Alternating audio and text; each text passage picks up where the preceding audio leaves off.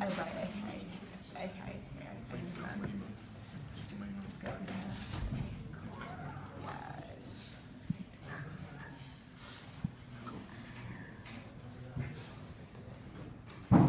Right, I'm just going to log into my email. If everyone could look away when I put the password in, I'll do.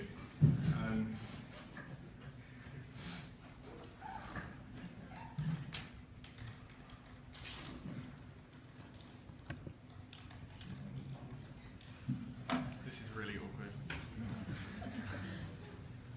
Okay, thank God for that. Right.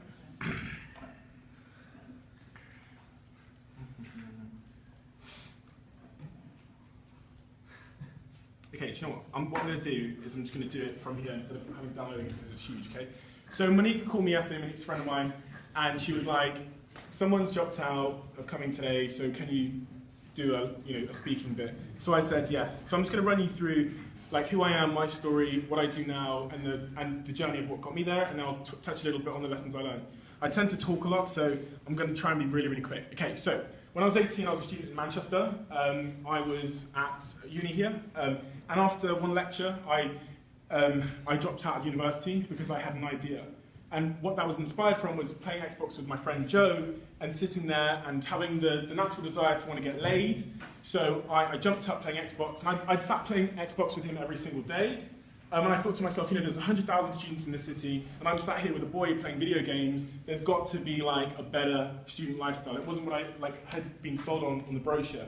So I jumped up on the computer and I was like, right, student dating website. I was like, I'm going to create a student dating website to help me get laid. Okay? And what I found was like really, really seedy, and it was creepy, and I thought, okay, maybe that's not the best idea. So I was like, okay, I'm going to create a website where, and so this is actually a photo I took on the way home. On the way home from Joe's house, I saw this on a wall, and I took a photo of it at the time. And what it is it's a nightclub flyer next to a flyer about someone trying to rent their room out, next to a flyer looking for students to play football. So I was like, what I'm going to do is I'm going to make this huge website where you can do everything as a student. And so I sat in my room for the next 3 months as a dropout, trying to figure out a way to make the student world more efficient. And I thought, right now how it works is if Stephen's trying to reach Ryan, he has to go through Mike, Dale, and Linda. It's a lot heavily based on word of mouth. And how I wanted it to look was Steve broadcasts a message out to the whole community, University of Manchester, MMU and UOS, and then the targets, which are these little multicoloured ones in the middle, will hear about it. So yeah, dropped out of university. My mum didn't want me to drop out of university, so my mum's a traditional black woman. She's from Nigeria. She dropped out of school when she was 7, hypocrite.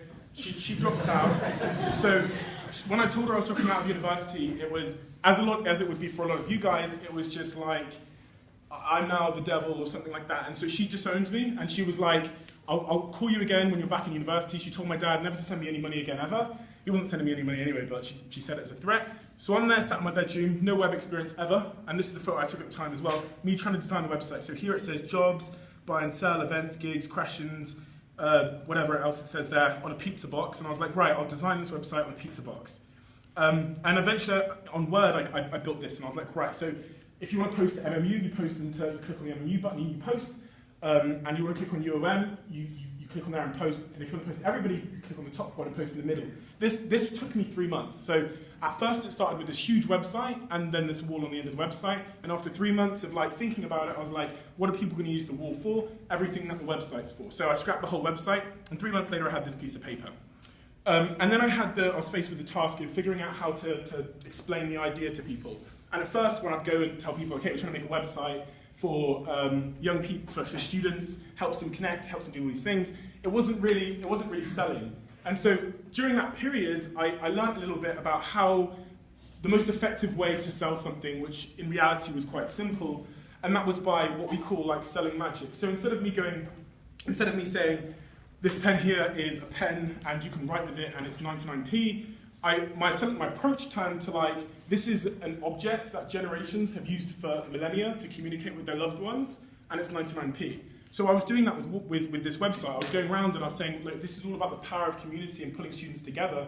And I went to the university and I met Alan Fern, who's been running this university for 20 odd years. And I told him that, and he loved it, and he really, really bought into it. So I am rushing through this, I apologize, but there's a lot to say. So I was then faced with the task of, okay, I have no web developers, I have no staff, I have no money. At this point, I was really, really broke, and I need to get people to believe in my idea. People don't reply to your emails, especially when you're 18 and you don't know what you're talking about. So I started adapting my approach a little bit. These are some photos I took at the very start, and it's how I would contact people, because people wouldn't reply to my emails, but if you send someone a metallic gold envelope, 99% of the time they're at least going to read it, because it's like the whole game show thing. So I started sending out these metallic gold envelopes. I used to put ribbons on them a little bit, and I'd get 100% response rate from the gold envelopes. One of the envelopes I sent was to Panasonic, and Panasonic within 48 hours gave me like $1,500 worth of video equipment just because I asked, just because I sent them a gold envelope and I was like, hey, I'm starting this website, I need some stuff. They sent me those within 48 hours. At this point, I was really, really, really, really broke. So this is what I was eating for about 18 months of my life. It's called powdered oats, and what you do is you get the bowl and you mix it with water, you mix it up, and you drink it. And it does replace food. Here are all the bailiff letters and the debt collectors that were after me at this time. There was 4 different bailiffs who were coming after me because I was broke, I was 4 months behind on my rent, I couldn't feed myself. At this point, I genuinely had shoplifted on several occasions to feed myself. I was stealing pizzas, I was doing whatever I had to do. Here are the credit cards, which I shouldn't have had. Here was the software I was using to build this website. This is a picture of the laptop. It's pretty high tech. This is the iCrack. And so this is the point I was at in my life. I had virtually nothing but an idea. I dropped out. I had my mum, who was kind of waiting to tell me I told you so. And so what I did, as I said, I took the idea to the university, and Alan Fern was the first person who said to me, you know what, like this is a good idea, you should carry on with it, and we support you. And at this point, I was faced with a decision. I can either go back home to Plymouth, 300 miles away, and tell my mum, you know what, you were right, that was really hard, I fucked up, okay, Mum, you're right, or I could keep going. And this is a story about, this picture is a picture taken from the Andes plane crash, which is really, really famous. Some of you might have heard of it. This guy here, Andreas, what happened is this plane was flying over the Andes mountain, 40 of them rugby players. It ended up crashing in the middle of the Andes, and 20 of them died instantly. They're all friends. And Andreas was the leader of the group there. And so they had no food, and they're stuck in the middle of the mountains. And so when you're in situations like that, when you're at the very, very bottom, you do things which ordinarily you wouldn't do. And in this case, they had no food. So they made the brave and gruesome decision to eat the remaining bodies of their friends who had died, because, like I said, they had no food. And it got to about, I think it was 60 days of eating the dead bodies, when Andreas turned around and saw that the only body left was the body of his mother and the body of his sister. And he said, you know what? I'm not going to eat my sister and my mum. He was like, I'm going to walk out of this mountain. So he packed up some human flesh, and he was like, I'm off. And so he walks up the first mountain, and it took him, and they thought that it would take 1 day to walk to the top of the mountain, which would allow them to see out, and then he could figure out how he was going to get back. But it took him 3 days to get up the first mountain. By that time, he'd run out of flesh. So he sent all the other guys back and said, I'm going to go it alone, give me your human flesh, and I'm going to go. And at that moment, he looked back and he looked onwards, and all he could see for miles upon miles, and for as long as his eyes could see, was mountain upon mountain upon mountain upon mountain upon mountain. And he's only got roughly about 3 days worth of human flesh left, but he decides to go forward. And that resonated with me really strongly, because in that moment he looks back down to base camp, he says, and he sees the speckles, which is his mum and his daughter, and he decides that I'm going to move forward because I can't go back. And that's exactly how I felt. I couldn't go back. So I was either going to fail heroically and move forward, or I was going to fail heroically and move forward. I mean, eventually in this story, Andreas keeps going, and he walks for 10 days straight to the point where he has no food. And eventually he stumbles over, falls down by a river. A ranger finds him and rescues all of them. I'm rushing through this really fast. Okay, so I need money. In my story, I was very fortunate at one point, because I was like, okay, how do you fund starting a website? So I went on LinkedIn and I typed in the word investor. The first guy that came up, I sent an email to, and he ended up investing. And I've got the email, I can show you it if you want to see it, that I sent to him. It's pretty amateur. Here we go. I'll show you the email. I don't think anyone's ever seen this. Okay, so I was 18 at the time. I emailed him saying, within 48 hours of him receiving the email, he told me that he was going to give me the money. So 18-year-old, here we go, 18-year-old with exciting project. Hello, sir. Crap. So my name's Stephen Bartlett, I'm an 18-year-old guy, blah, blah, blah. This was in 2011, as you can see. Blah, blah, blah. I've been reading your blog for a long time, obviously hadn't been reading his blog. Sent him a little deck about my idea and what we were doing. Eventually, within this email, 48 hours later, he says, Steve, if you can get a web developer, I'll invest. So I obviously had to go and find a web developer to believe in me with no money, and I didn't have much to show him either. This picture was another huge moment of luck that I had, and it touches on something my mum said to me lately. She said, you were really, really lucky. And I thought about this notion of luck and what it means. And this is an instance where, in my story, where I got really, really lucky. I mean, I tried to trace it back. Is luck a real thing? So in this instance, I got a call from Virgin Media Pioneers, and they said, listen, this guy's just dropped out. Sumley, a guy who sold his business for 30 million, a 17-year-old kid, and we need someone to speak at this event in London. This is a huge event, huge tech entrepreneurs and all the media and investors are going to be there. Like, we would like you to do it. And the only reason they chose me was because one night I was up really late at 3 AM and I was like, right, I need to put myself out there more. I signed up to 500 websites, and this one website called me and they're like, you fit the profile. So had I not been up at 3 AM signing up to a bunch of random business websites, they wouldn't have called me. Brought me down to London. I only had enough money to get there. I didn't have enough money to get back. So although I'm wearing my favorite Primark tie, at the end of this, I ended up sleeping on a bench that night and waiting the next morning to get the megabus back to Manchester. But from this, I spoke for 20 minutes, and they saw my passion, they saw it all, and we got three investors from this. And our investors included the guys who built Friends United, which was the world's largest social network, Mark Nord, the CEO of Digitas, which is the world's largest marketing agency, and so on. And carried on building Wool Park. Eventually, we built a huge team. There's a reason I'm rushing through this. I won Young Entrepreneur of the Year Award by Lloyds Bank at the Growing Business Awards. I appeared on the BBC several times, and then I exited Wool Park in December last year because of various issues. When I left Wool Park, I discovered a lot of stuff about social media. One of the big things we'd found out is that social media is a really, really effective way to pull people to your business. So we owned a bunch of Twitter and Facebook pages, right? Me and Dominic McGregor up there, sat there looking awesome. Like, we owned a bunch of Twitter and Facebook pages. And then Spotify spoke to us and they were like, okay, can you post Spotify on your Facebook pages? Because we own all the student pages in the UK. And we posted Spotify and it did really, really well. And then we had Just Eat contact us and ask us to post on our pages. We're like, oh, it did really, really well.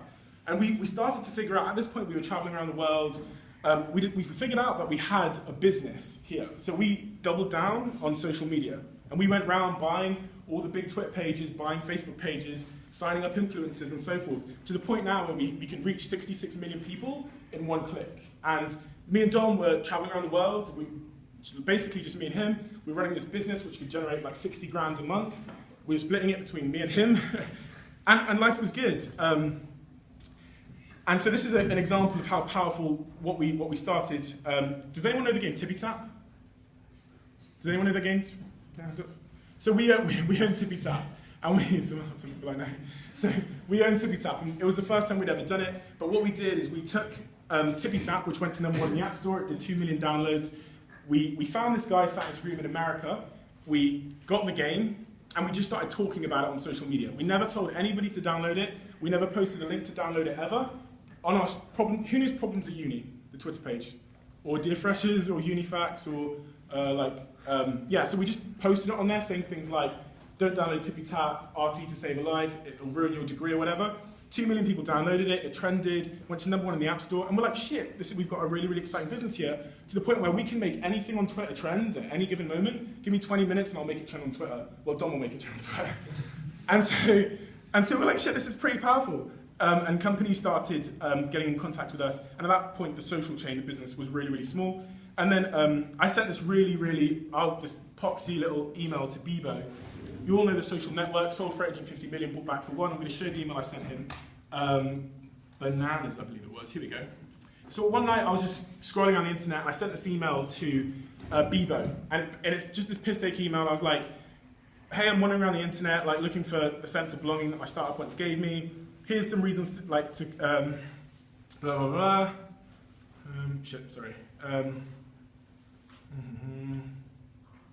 So I was like, really excites me. Here's reasons not to call me after you give me my number in a bar. And I was like, I can't code, my spelling's terrible, I can't cook, I leave the toilet seat up sometimes. Here's reasons to date me. I'm an innovator, I'm an ideas guy, blah, blah, blah, blah, blah. I sold myself. And I was like, as you can see, the pros outweighs the cons, 4 to 8, so call me.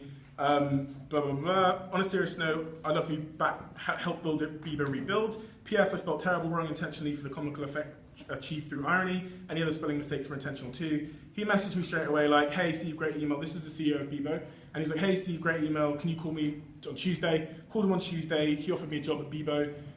The team at Bebo is like 15 big. He flew me out to San Francisco. I'm still working for Bebo now. I'm a consultant at Bebo. And we're like working on bringing the new Bebo back. The new Bebo does come back in 10 days. And it's not a social network how it was.